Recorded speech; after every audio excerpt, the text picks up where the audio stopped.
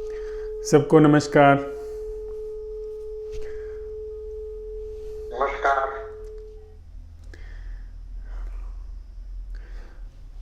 आज हम लोगों ने जो संवाद का और कार्यशाला का बिंदु लिया है वो है सत्य को जानने में आध्यात्मिक मार्गों की भूमिका। तो सबसे पहले हम लोग अध्यात्म शब्द को समझ लें। अध्यात्म शब्द का अर्थ होता है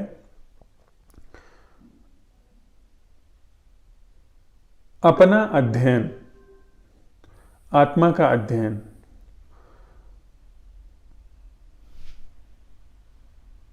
जो मैं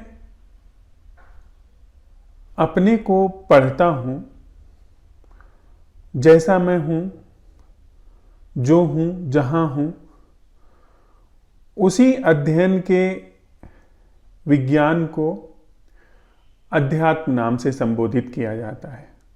यह कोई बहुत जटिल विषय नहीं है।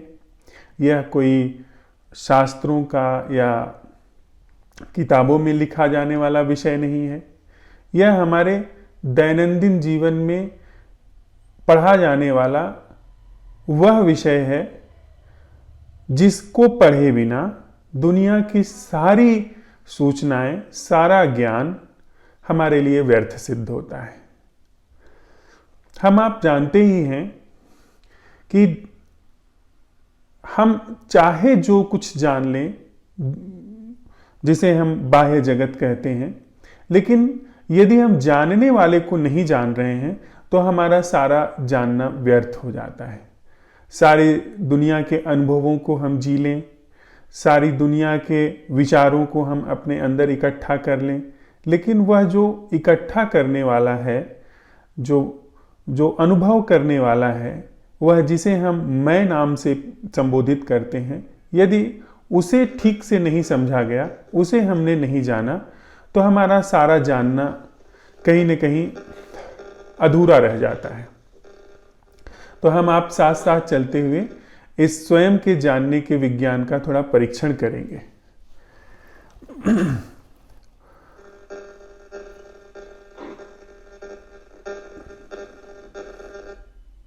एक छोटी सी कहानी है या संस्मरण है मजाक के रूप में, वो मैं नहीं जानता हूं पर प्रासंगिक है। एक पागल खाने में ऐसा हुआ कि दो पागलों ने यह निर्णय लिया कि वो कल सुबह यहाँ से भाग जाएंगे, और उन्होंने इसके लिए जो योजना बनाई वो थी कि जो चौकीदार है उस पागल खाने का, उसको वो बांध देंगे, उसका हाथ पैर बांध देंगे, और हाथ पैर बांध करके वो ताला तोड़ करके सुबह निकल जाएंगे। सुबह दूसरे दिन जब वे लोग गेट के पास पहुंचे तो पाया कि दरवाजा खुला हुआ था और चौकीदार वहां पर नहीं था। उन सब ने माथा पीट लिया। उन्होंने कहा कि हमारी सारी योजना व्यर्थ चली गई, क्योंकि न तो यहां बांधने के लिए चौकीदार है, न तोड़ने के लिए ताला है। तो अब हम फिर से योजना बनाएंगे, तब जबकि चौकीदार भी हो और गेट का ताला भी बंद हो। कहीं न कहीं यह जो स्वयं को जानने में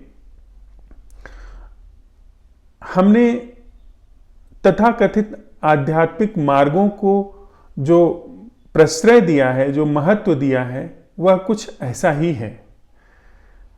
अपने को जानने को लेकर के शायद स्थिति ऐसी हो कि चौकीदार वहां पर हो ही ना और दरवाजा खुला हो, लेकिन हमारी जो आदत है, हमारे जो संस्कार हैं, हमारी जो सिखावन है, वह इस तरह से बनी हुई है कि स्वयं को जानना बिना किसी माध्यम के हो ही नहीं सकता।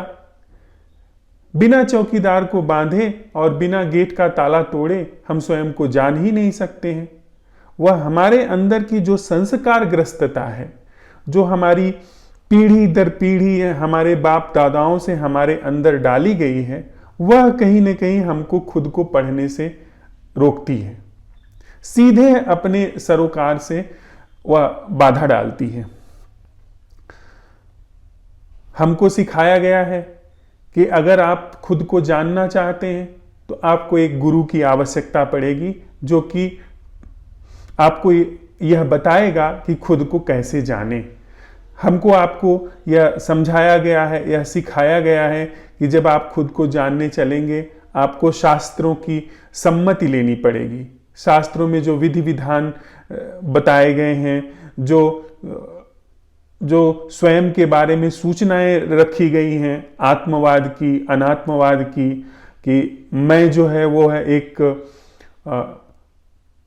सर्वकालिक सार्वभौमिक संस्था है, मैं का कभी अंत नहीं होता है, जिसे हम आत्मवाद के नाम से जानते हैं, या अनात्मवाद के नाम से कि मैं जैसी कोई चीज ही नहीं है, या और तरह तरह के वाद, साम्यवाद कहता है कि मैं जो है वो परिस्थितियों का परिणाम है, या हम आप जैसा दैनंदिन जीवन में महसूस करते हैं कि हाँ हम तो हैं, जो हम तो दुखी होते हैं, सुखी होते हैं, हम अपने को सुरक्षित रखने की योजनाएं बनाते हैं, हम अपने को संबंधित करने का यत्न करते हैं, किसी से हम संबंध जोड़ना चाहते हैं जो कि हमारे अनुकूल हो, किसी से हम संबंध तोड़ करके रखना चाहते हैं जो हमारे प्रतिकूल हो, वगैरह वगैरह। लेकिन इन सब के मूल में मैं नाम की संस्था तो काम करती ही है, मैं नाम का बोध तो काम करता ही है। और जब हम साथ साथ चलते हुए इस मैं के बोध को, या मैं नाम की जो यह संस्था है, इसका अध्ययन करने चल रहे हैं, तो इसमें भी जो हमारे संस्कार हैं, जो हमारी आदतें हैं, जो हमारी सिखावनें हैं, जो हमारे पूरे चित्त पे बहुत गहराई से पकड़ बनाए हुए हैं, वे तत्क्षण हमें सुझाव देती हैं कि अगर तुम्हें खुद को जानना है तो तुम्हें निश्चित रूप से किसी गुरु की जरूरत पड़ेगी, जो अपने को जान चुका है और जो आपको बताएगा कि ऐसे ऐसे खुद को जानो। या शास्त्रों का हम सम्मत लेते हैं कि मैं जब खुद को जान लूंगा तो क्या हो जाएगा, बिना मैं को जाने मैं क्या चूक रहा हूं, मैं को जानने में ये इस मैं की क्या स्थिति है, इस मैं का क्या स्वरूप है, वो सारी सूचनाएं आप पढ़े बिना मैं को नहीं जान सकते हैं। ऐसी हमारी भयंकर संस्कारग्रस्तता है। मैं को जानने के लिए हम न जाने कितनी विधियां अपनाते हैं। मैं को जानने के लिए, खुद को जानने समझने के लिए हम योग, जप, तप, भक्ति, तंत्र, न जाने कितनी विधियां अपनाते हैं। यह सब हमारे जीवन का सच है, हमारे जीवन की यह सब वास्तविकता है। यहां हम सब लोग इन सारे आग्रहों को एक तरफ रख देते हैं और साथ साथ चल के अन्वेषण करते हैं कि वास्तव में यह खुद को पढ़ने का अर्थ क्या है। अध्यात्म का अधि शब्द का अर्थ यहाँ पर अध्ययन से है और आत्म शब्द का अर्थ है मैं से। यह जो खुद का अध्ययन है वह वस्तुतः क्या है। हमारे आपके आग्रह हो सकते हैं जो कि किसी भी वाद के संदर्भ में हो, आत्मवाद, अनात्मवाद, वो हम लोग जब यह हमारी मीटिंग पूरी हो जाएगी हम फिर से उसको ले सकते हैं, उसको ओढ़ सकते हैं। लेकिन अभी जब हम इस चीज का अन्वेषण कर रहे हैं साथ साथ चलते हुए, तो सारे आग्रह एक तरफ रख करके इस तथ्य को, इस वास्तविकता का स्वयं परीक्षण करते हैं कि बिना किसी सहयोग के, बिना किसी सूचना के स्वयं को पढ़ना क्या है। और एक बार हम लोग फिर से इसमें प्रकाश डाल दें कि स्वयं को पढ़ना इसलिए अपरिहार्य है, इसलिए स्वयं को पढ़ने का औचित्य है क्योंकि जब तक हम जीने वाले को नहीं पढ़ लेते हैं, उसकी संरचना का, उसके होने का, उसकी वास्तविकता का परीक्षण नहीं कर लेते हैं, तब तक हम जो भी कुछ जीवन जिएंगे हो सकता है वह एक भ्रम सिद्ध हो सकता है कि वह एक झूठ सिद्ध हो। कदाचित अगर यह जीने वाला, यह जो मैं संस्थान है, यह अगर झूठा सिद्ध हुआ तो हमारे सारे क्रियाकलाप वो झूठे सिद्ध हो जाएंगे। वह हमारा सारा सुख ही नहीं, हमारा सारा दुख में कल्पना भी, सुख में आनंदित होना और दुख में कल्पना, वह सब का सब झूठा सिद्ध हो जाएगा, वह सब मिथ्या सिद्ध हो जाएगा। इसलिए सबसे पहली चीज जो है वह है हम अपने को जाने। तो जब हम अपना अध्ययन करना शुरू करते हैं, जब खुद को पढ़ने चलते हैं, उसमें पढ़ने वाला कौन है और हम अपने को कहां पढ़ेंगे। हम कोई ऐसी पुस्तक तो है नहीं जो कि हम अपने बुक शेल्फ से निकालें और पढ़ना शुरू कर दें। ऐसा कोई होना तो है नहीं। और ऐसा भी नहीं है कि यह जो पढ़ने वाला है वह पढ़ी जाने वाली चीज से अलग है। ऐसा भी नहीं है। पुस्तक हमसे अलग है, उसको हम अलग होकर के पढ़ लेते हैं। लेकिन जब खुद को पढ़ने चल रहे हैं तो वहां पे जो पढ़ने चल रहा है वह ही जिस चीज को पढ़ रहा है वह है, और वह चीज जीवंत है। वह चीज कोई निर्जीव नहीं है, वह चीज कोई स्थिर नहीं है, वह चीज जीवंत है। कहां हम उसको पढ़ेंगे? यदि हम थोड़ी देर के लिए आयोजन करके 1 घंटे के लिए बैठ जाते हैं और आंख मूंद करके अपने को देखते हैं, तो क्या यह पढ़ना हुआ? इस पढ़ने में जैसे ही हम 1 घंटे के लिए ध्यान करने के लिए बैठ जाते हैं, यह एक आयोजन हो गया, यह एक कृत्रिम संरचना हो गई जिसको पढ़ा जाएगा। क्योंकि उस 1 घंटे में हमने अपने को पहले ही सुझाव दे दिया है कि हम अपने को पढ़ने चल रहे हैं, और चित्त जो है हमारा वो एक ऐसे आयाम में अपने को ला करके ढाल देता है, खड़ा कर देता है, जिसमें कदाचित अच्छी चीजें ही बाहर आती हैं। असली पढ़ना जो हमारा होता है हमारे संबंधों में होता है। जब मैं आपसे संबंधित हूं, आप मेरी प्रशंसा करते हैं या आप मुझे अपमानित करते हैं, उसी प्रशंसा में मैं अपने को पढ़ सकता हूं कि मैं क्या हूं, मेरे अंदर क्या भावनाएं उठ रही हैं, मेरे अंदर क्या विचार उठ रहे हैं। और उस विचार को, उस भावना को, उस अनुभव को मैं ऐसे नहीं पढ़ सकता हूं कि मैं उस विचार, भावना और अनुभव से अलग हूं। मैं उस विचार, उस भावना और अनुभव से अलग नहीं हूं। वही विचार, वही भावना, वही अनुभव मैं हूं। मैं कोई ऐसी चीज नहीं है जिसको आप देख सकते हैं जो कि हम उठाए और पढ़ लिया। उसकी जो असलियत है, उसकी जो वास्तविकता है, वह संबंधों में पता चलती है। जब आप पहाड़ देखते हैं, जब आप नदी देखते हैं, जब आप फूल देखते हैं, जब आप एक मासूम से बच्चे का चेहरा देखते हैं, तो हमारे अंदर क्या प्रतिक्रिया होती है, हमारे अंदर क्या विचार उठते हैं, क्या भाव उठते हैं। वह जो भाव उठ रहे हैं, वह जो विचार उठ रहे हैं, उस क्षण में हम वही हैं।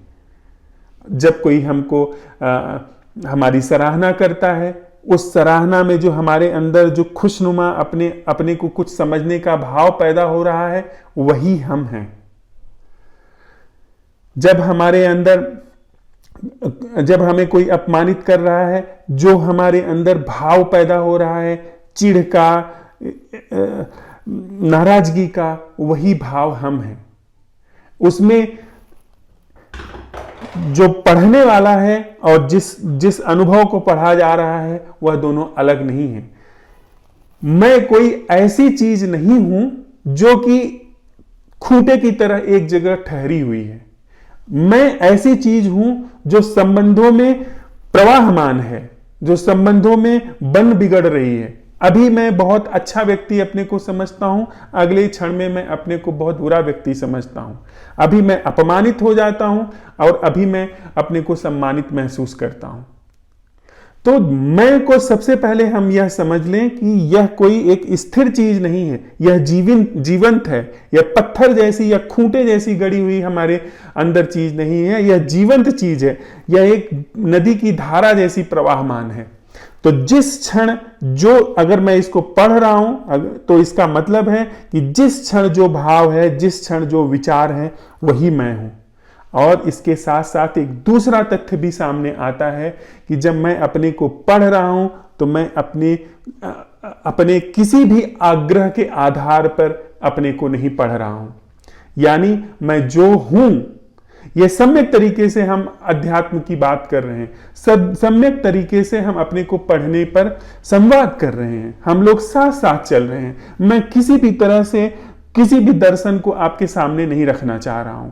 मेरी किसी भी दर्शन में कोई रुचि नहीं है, किसी भी तरह की मैं सिद्धांत को न तो स्वीकार कर रहा हूं न इनकार कर रहा हूं। हम आप साथ साथ चलते हुए इसका अन्वेषण कर रहे हैं। तो जब मैं अपने को पढ़ रहा हूं, तो यदि मुझे पढ़ने में कोई भी निंदा का भाव है, जो चीज सामने है मेरे अंदर यदि काम भाव आता है और उसके प्रति निंदा भाव है, तो इसका अर्थ हुआ कि वह पढ़ने वाले के बीच में, उस अध्ययन के बीच में एक दीवार की तरह निंदा का भाव आ गया।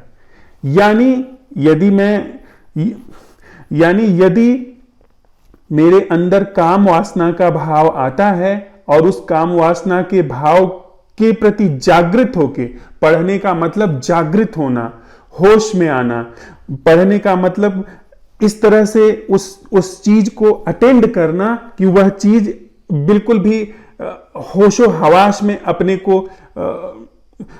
को जाहिर कर दे, उसी को हम लोग यहां खुद को पढ़ना कर रहे हैं। पढ़ने का अर्थ खुद को अक्षर अक्षर नहीं पढ़ने की बात करें। मैं अक्षर अक्षर के रूप में कहां लिखा हूं जो पढ़ूंगा। पढ़ने का मतलब है जागृत होकर के खुद को अटेंड करना। पढ़ने का मतलब है होशो हवास में आकर के मैं जो हूं, जैसा हूं, उसके प्रति उपस्थित होना, उसमें बिल्कुल भी अवधानपूर्ण होना। तो जब मैं खुद को पढ़ रहा हूं, खुद के प्रति होश में आकर के खुद की संरचना का अध्ययन कर रहा हूं, तो उसमें यदि निंदा है, किसी भी भाव के प्रति निंदा है, तो वह निंदा ही उस उपस्थिति में दीवार बन के खड़ी हो गई। और फिर भी मैं अगर पढ़ने में उत्सुक हूं, तो सबसे पहला मेरा अध्ययन निंदा का होगा कि मेरे अंदर निंदा क्यों है, वह निंदा क्या है जिसे सबसे पहले पढ़ा जाना चाहिए। फिर निंदा के भाव को पढ़ा जाएगा। निंदा के भाव को मैं पढ़ता हूं, निंदा का भाव अपनी गाथा कह करके विदा हो जाता है। फिर मैं वहां पे काम वासना का यदि भाव है, क्रोध का भाव है, उसे पढ़ता हूं। क्रोध अपनी गाथा कह करके विदा हो जाएगा। यानी क्रोध अपनी गाथा कह करके विदा होने का मतलब क्रोध तो विदा होगा ही होगा, यह पढ़ने वाला भी उसके साथ विदा हो जाएगा। यह बात बहुत महत्वपूर्ण है कि जब हम अपना अध्ययन कर रहे हैं, तो उस अध्ययन में कोई संचय नहीं है, न तो निंदा है, न तो स्तुति है, न मैं जिस चीज की जो मेरे अंदर यदि किसी का सहयोग करने का, किसी का कल्याण करने का भाव आ रहा है, तो मेरे अंदर प्रशंसा का भाव उठ जाता है कि वाह, मैं कितना अद्भुत व्यक्ति हूं। तो यह जो प्रशंसा का भाव उठा, यह बाधा बन गया, यह दीवार बन गया मेरे अध्ययन में। यानी मेरे अध्ययन की वस्तु यह प्रशंसा हो गई। मैं अब प्रशंसा, अगर मेरी अपने को पढ़ने में गहन अभिरुचि है, तो मैं अपनी प्रशंसा को पढ़ रहा हूं। यानी मैं और यह प्रशंसा दो चीज नहीं है। इस प्रशंसा को अटेंड किया जा रहा है, वहां इस प्रशंसा की अटेंडिंग हो रही है, और जैसे ही इस प्रशंसा की हम अटेंडिंग करेंगे, प्रशंसा विदा हो जाएगी। वहां पे जो दूसरे के प्रति कल्याण का भाव है, सहयोग का भाव है, वह ठहरेगा। मैं अपने को पढ़ रहा हूं, उस कल्याण के भाव के प्रति, उसके प्रति उपस्थिति होने पर वह कल्याण का भाव, वह आत्म प्रशंसा का भाव भी विदा हो जाएगा। तो इस तरीके से मैं न तो निंदा से, न तो प्रशंसा से, और निंदा और प्रशंसा दोनों यदि आती है सामने, तो उसका भी अध्ययन करते हुए अपनी समूची संरचना का अध्ययन कर रहा हूं। साथ ही इस अध्ययन में किसी भी तरह से कोई संकलन नहीं है। मैं अपने अध्ययन के अनुभवों का संकलन नहीं कर रहा हूं। किताब में जब पढ़ता हूं, तो उसमें संकलन होता है। यदि मैं एक कहानी की किताब पढ़ लेता हूं, यदि मैं एक मनोविज्ञान की किताब पढ़ता हूं, यदि मैं एक शास्त्र को पढ़ता हूं जो कि आत्मवाद के संबंध में है या अनात्मवाद के संबंध में है, तो वह मेरे स्मृति में संचित हो जाता है। मुझसे आप बाद में पूछेंगे तो मैं बता सकता हूं, क्योंकि वह शास्त्र जो है निर्जीव वस्तु है। उस निर्जीव वस्तु का संकलन यहां पे स्मृति के रूप में हो सकता है, ख्याल के रूप में हो सकता है, लेकिन जब इस जीवित संस्था का, जीवित सी संस्था का सक्रिय संस्था का, जो कि जिसे हम अपना जीवन कहते हैं, उस संस्था का यदि मैं अध्ययन कर रहा हूं और उस अध्ययन में अध्ययनकर्ता अध्ययन की वस्तु से पृथक नहीं है, वहां पे कोई संचय नहीं होगा। वहां पे किसी भी तरह का अनुभव का कोई संचय नहीं होगा। सिर्फ जागरण, सिर्फ होश, सिर्फ अवलोकन। मेरी पूरी संरचना का अवलोकन तो होगा, जागरण तो होगा, निष्पत्ति कोई नहीं होगी, निष्कर्ष कोई नहीं होगा। मैं इस निष्कर्ष पे नहीं पहुंच सकता हूं कि मैं ये हूं, क्योंकि यह जीवित संस्था है। यह किसी पत्थर के या किसी खूंटे के बारे में अध्ययन नहीं किया जा रहा है। जीवित संस्था जो कि प्रतिपल क्षण क्षण अपना स्वरूप बदल रही है, अपना आकार बदल रही है, अपने मोशंस बदल रही है, अपनी मनसा बदल रही है, अपनी भावनाएं बदल रही है, उस संस्था का कोई भी निष्कर्ष नहीं हो सकता है। उस संस्था का किसी भी तरह से कोई शास्त्र नहीं हो सकता है। उस संस्था को पढ़ने के लिए किसी भी तरह की कोई विधि नहीं हो सकती, क्योंकि विधि हमेशा निर्जीव चीज को पढ़ने की होती है। शास्त्र सिर्फ निर्जीव चीजों की घोषणा कर सकते हैं, लेकिन जो जीवंत है, जो सजीव चीज है, वह जो पल पल बदल रही है, और वह भी जो लाखों साल में इतनी उन्नत हो गई है, उस संस्था का कोई शास्त्र नहीं हो सकता। उस संस्था को पढ़ने के लिए, उस भाव को पढ़ने के लिए, उस मैं को पढ़ने के लिए, उस जीवन को पढ़ने के लिए कोई विषय, कोई भी विधि नहीं हो सकती है। इसीलिए स्वयं को पढ़ने में किसी भी तरह से किसी मार्ग की कोई भूमिका नहीं है। हम आप चाहे तंत्र का इस्तेमाल कर लेंगे, तंत्र का इस्तेमाल करेंगे, तंत्र एक सूचना है। जब हम उसको इस्तेमाल करते हैं, अपने जीवन पे लागू करते हैं, तो आप एक जीवंत संस्था पे एक कृत्रिम आरोपण कर रहे हैं। जब आप अपने को पढ़ने के लिए योग नाम की किसी चीज को लाते हैं, तो आप एक जीवंत संस्था पे एक कृत्रिम आइडिया को, एक बनावटी ख्याल को, एक सोचे विचारे ख्याल को लागू कर रहे हैं। उससे वह जो चीज है जिसे हम जीवित संस्था कह रहे हैं, मैं कह रहे हैं, वह एक विशेष आकार में तो रूपांतरित हो जाएगी, लेकिन उसका अध्ययन नहीं हो सकता है। उस संस्था का संपूर्ण अध्ययन नहीं हो सकता है। वह जो मैं संस्था है, वह उसी रूप में आकार ले लेगी जो हम आप योग के माध्यम से, तंत्र के माध्यम से अपने को बनाना चाहेंगे। यदि हमारे अंदर पहले से आग्रह है कि मैं अपने को शांत करना चाहता हूं, मैं अपने विचार शून्य हो जाना चाहता हूं, तो शांत तो हो जाऊंगा, मैं विचार शून्य तो हो जाऊंगा, लेकिन उसका अर्थ कदापि यह नहीं है कि मैंने सत्य को पा लिया है, मैंने अपना संपूर्ण अध्ययन कर लिया है। वह एक विशेष तरीके का आकार होगा, वह एक विशेष तरीके का मैं अपने जीवन को शेप दे दूंगा। तो हम आप साथ साथ इस चीज का परीक्षण कर रहे हैं। हम आप साथ साथ इस संस्था का, जिसे हम मैं कहते हैं, उसका अवलोकन कर रहे हैं। यदि इस चीज में हम इस अवलोकन में, इस दर्शन में होशपूर्वक हम साथ साथ चल रहे हैं, तो यह बात हमारे अंदर स्पष्ट रूप से हृदय में बैठ जानी चाहिए कि खुद को पढ़ने में किसी भी माध्यम की कोई भूमिका नहीं है। वह माध्यम चाहे लाखों सालों से परिष्कृत किए गए हों, चाहे वो नए माध्यम हो जो मनोविज्ञान सुझा रहा है, वे चाहे शास्त्रों में रखे गए माध्यम हो, वे माध्यम कभी भी मेरे इस मैं को पढ़ने में सहायक नहीं हो सकते हैं। सिर्फ एक कारण से, क्योंकि यह संस्था जीवित संस्था है, यह संस्था सक्रिय संस्था है, और यह बहुत ही नमनीय है, यह बहुत लचीली संस्था है। इसको अगर कोई स्वरूप देते हैं तो स्वरूप ले लेगी, लेकिन यह अपने को अभिव्यक्त नहीं करेगी। अगर इन सारे खतरों को हम लोगों ने एक तरफ रख दिया, अध्यात्म के मार्गों में हमने इस तर्क को, जो ये कहा जाता है कि खुद को जानने के अनंत मार्ग हो सकते हैं, भक्ति हो सकती है, तंत्र हो सकता है, योग हो सकता है, सांख्य हो सकता है, या और भी आत्मवाद अनात्मवाद के अनगिनत सिद्धांत हो सकते हैं, जो कि कहीं न कहीं एक तरह से यह राजनीतिक वक्तव्य है। खुद को पढ़ने में कोई भी मार्ग नहीं है। खुद को मैं ही सीधा पढ़ सकता हूं। मैं क्या हूं, खुद को मैं ही सीधा जान सकता हूं। इसमें सारे मार्ग बाधा हैं। तो हम आप साथ साथ चलते हुए जब इस बिंदु पर पहुंचते हैं जहां पे मैं हूं और मेरा पढ़ा जाना है, पढ़ने का मतलब है कि मेरा अपने प्रति होशपूर्ण होना है। उस होशपूर्ण होने में क्या घटता है, उस अवधान में, उस खुद के प्रति अवलोकन में क्या घटता है। यदि मेरे अंदर जो भी भाव आ रहा है, हिंसा का, लोभ का, खीज का, वह और जिसे यह भाव आ रहा है, यह दोनों ही चीजें दो नहीं हैं। यह पढ़ने में आ रहा है। यह मैं नहीं कुछ कह रहा हूं, यह हम आप साथ साथ खुद को पढ़ रहे हैं। हम आप साथ साथ खुद को देखें कि आपके अंदर मुझे सुनते हुए जो भी विचार आ रहे हैं, क्या आप उस विचार से पृथक हैं?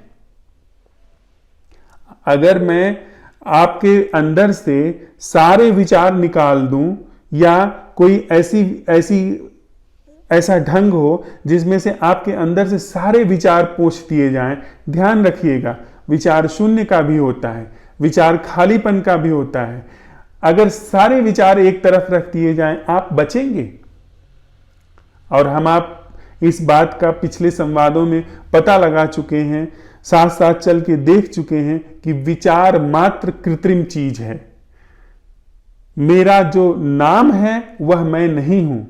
मेरे नाम का आप विचार कर सकते हैं, लेकिन यह जो व्यक्ति बैठा हुआ है, इसे आप अपने विचार में नहीं ले जा सकते हैं। इस व्यक्ति को आप अपने सोच विचार में लेकर के नहीं जा सकते हैं। इस व्यक्ति की छाया आपके अंदर जा सकती है।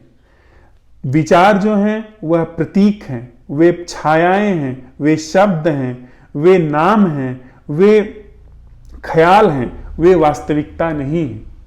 वे हमारे लिए उपयोगी हो सकते हैं, लेकिन वे कभी भी जीवन नहीं हो सकते हैं।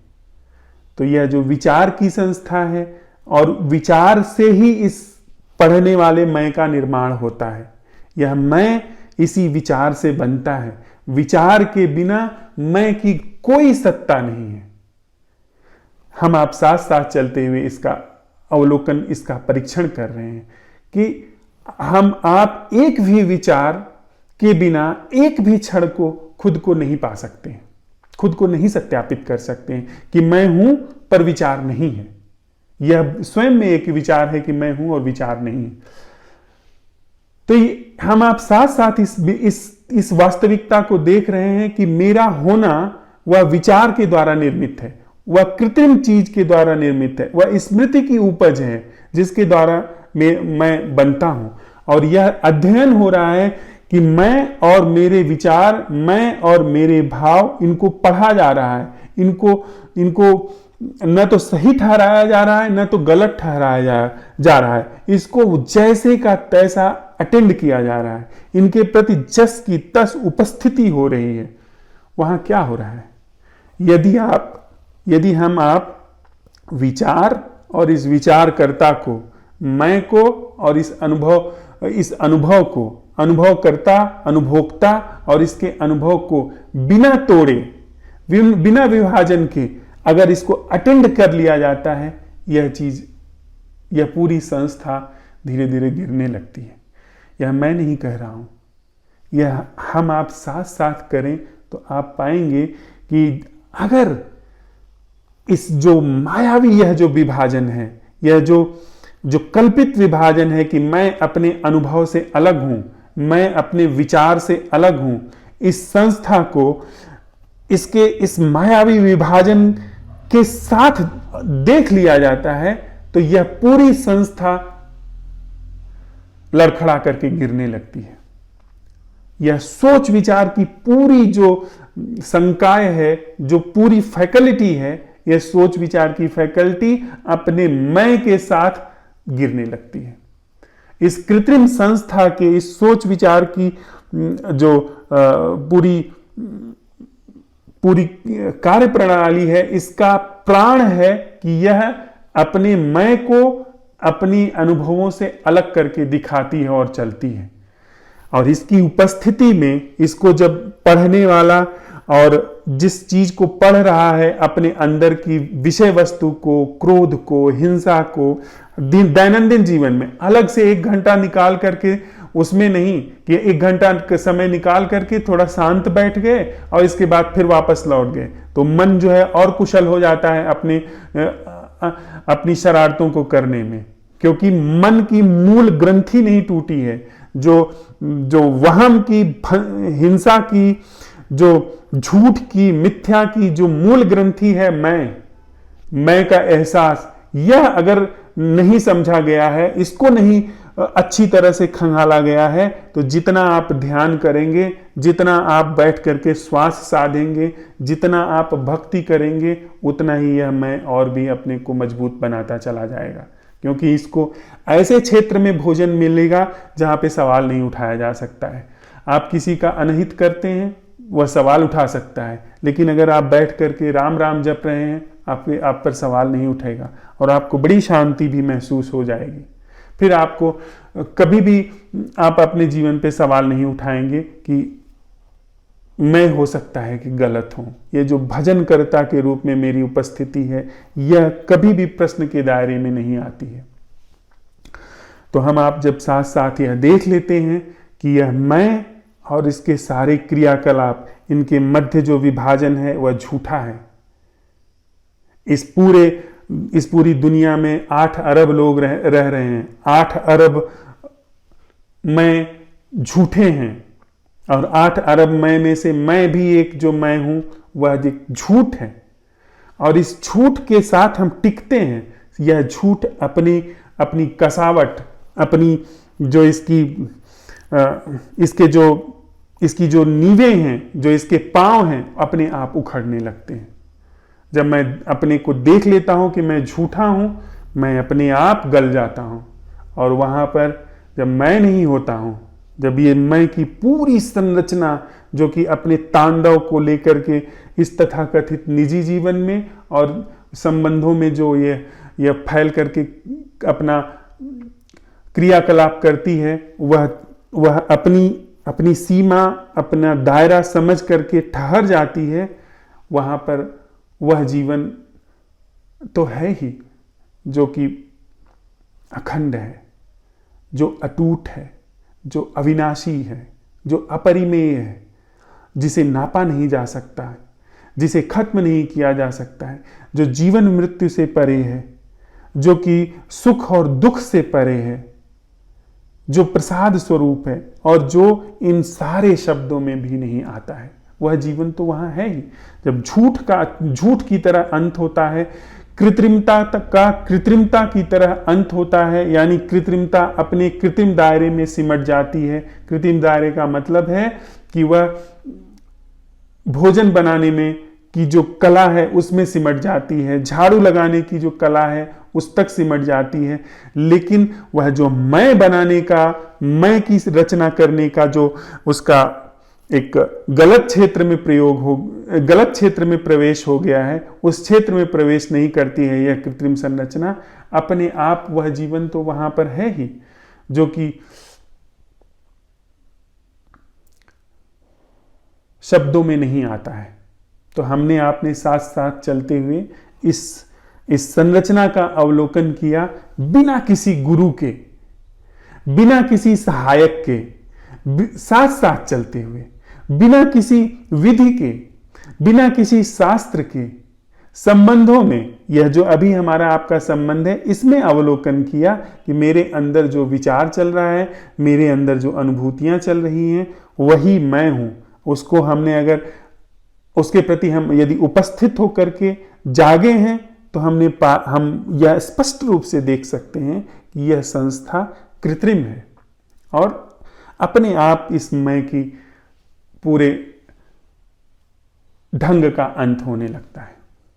तो आज का जो बिंदु है कि सत्य को जानने में, सत्य यानी वह जो मेरे द्वारा बनाया गया नहीं है, जो इंसान की बुद्धि के द्वारा संस्कारित नहीं किया गया है, जो कि जन्म मृत्यु से परे है, उस सत्य को जानने में किसी भी आध्यात्मिक मार्ग की कोई भूमिका नहीं है, क्योंकि अध्यात्म शब्द अपना अध्ययन है और अपने अध्ययन में जो भी मार्ग बीच में लाया जाएगा वह मार्ग ही बाधा बन जाएगा। वह मार्ग ही ऐसा होगा जैसे हम लोगों ने शुरू में उन दो पागलों की कथा साझा की। वे अपने उपायों से, अपने ढंगों से इतने ज्यादा आसक्त थे कि न तो चौकीदार गेट पर था और न ही गेट पर ताला लगा हुआ था, लेकिन उस दिन भी वो भाग नहीं पाए, क्योंकि उनके अंदर यह आग्रह था कि जीवन की पागल खाने से भागने के लिए चौकीदार के हाथ पैर बांधना और गेट का ताला तोड़ करके जाना एक अनिवार्य शर्त है। इस वजह से ही वो नहीं जा पाए। और हमारे और सत्य के बीच में न तो कोई चौकीदार बैठा है और न ही कोई ताला लगा हुआ है, लेकिन हमारे आग्रह कि मुझे किसी विशेष आध्यात्मिक मार्ग से चलना है, यही मार्ग ही बाधा बन जाते हैं।